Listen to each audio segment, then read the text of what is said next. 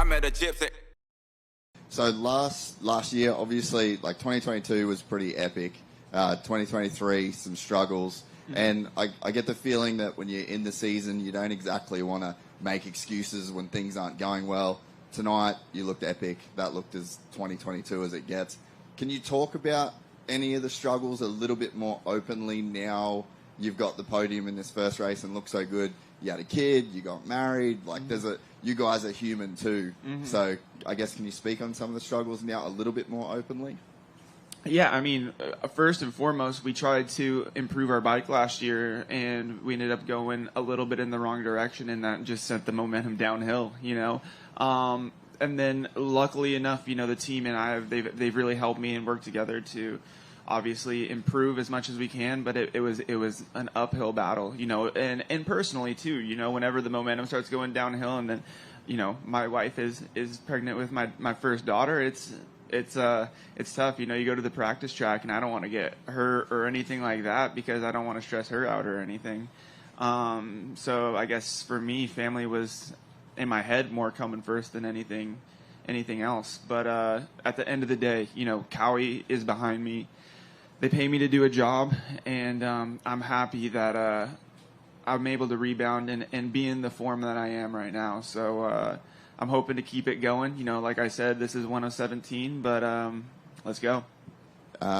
Thanks, mate. And Chase, I haven't got to ask you this. It's probably a question from like last season, but there are a couple of times on the broadcast where even me as a fan, I was like, oh, like that seems like a lot. And I guess, do you have any thoughts on like where the line is maybe there? Like, how did you take some of those comments last year? And I guess, did you keep those receipts maybe going forward into this year? Yeah, I definitely have the receipts in the bag. Just got to pull them out here in the season. So, no, I mean, I'm a pretty like fiery person, you could say. So that stuff does fire me up, but it's not a negative thing for me. It honestly makes me better. And yeah, they can keep talking, and I'll try and go out there and do my best and use it as fire.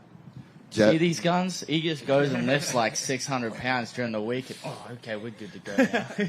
Well, as always, boys, you savages. And Jett, just for you, for math's sake, that's now 71 to go.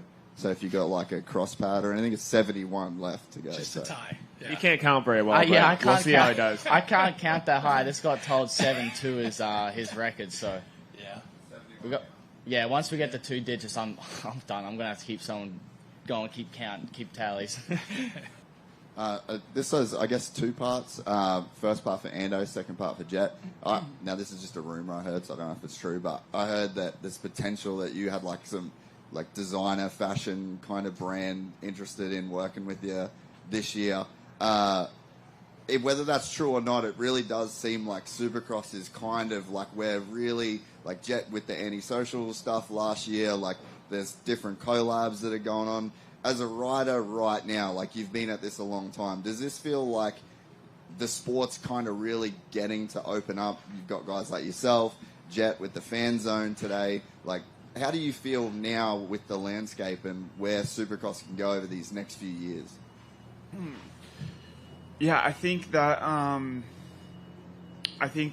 stuff is getting more mainstream. I think we're getting opportunities that are bigger, and for me, I got homies that do some cool stuff, you know. So yeah, I'm trying to hop on that wave, and it's stuff that I'm interested in generally, just for me and stuff like that. So yeah, hopefully we'll have something coming soon, but it'll be quite different, and it's tough because, you know, our motocross demographic is very, you know, race results win, you know, that type of monetization for all the brands. So when you bring in something like this, sometimes it's not taken, I guess, as what people think. You know, they'll think that you're not paying attention or something like that. If you're somewhere else, not at the test track, it's a little off. So it's kind of tough to sell it for our sport right now. But I think you look at all the other sports that are really big, like F1, you know, I mean, anything that's on Netflix, you know, is popping off right now.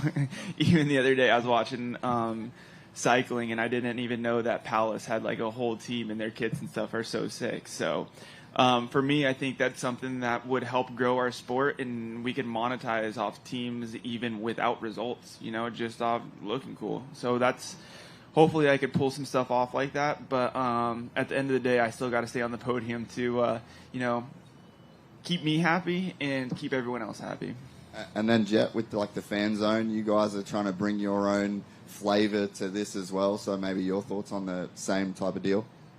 Yeah, I think it's kind of similar to what Anderson said. It's just kind of getting more mainstream and kind of getting it, just closer to F1, really. It's probably the pinnacle of motorsports, really, and trying to get it higher up there, and that stuff's it helps a lot, and having the fans kind of get more close up, more interaction with Hunter and I. You don't really get that too much in F1, I feel like, in other sports, just because you're normally so far away from the paddock, where here you get up a lot closer and kind of get more of a personal touch with the fan zone.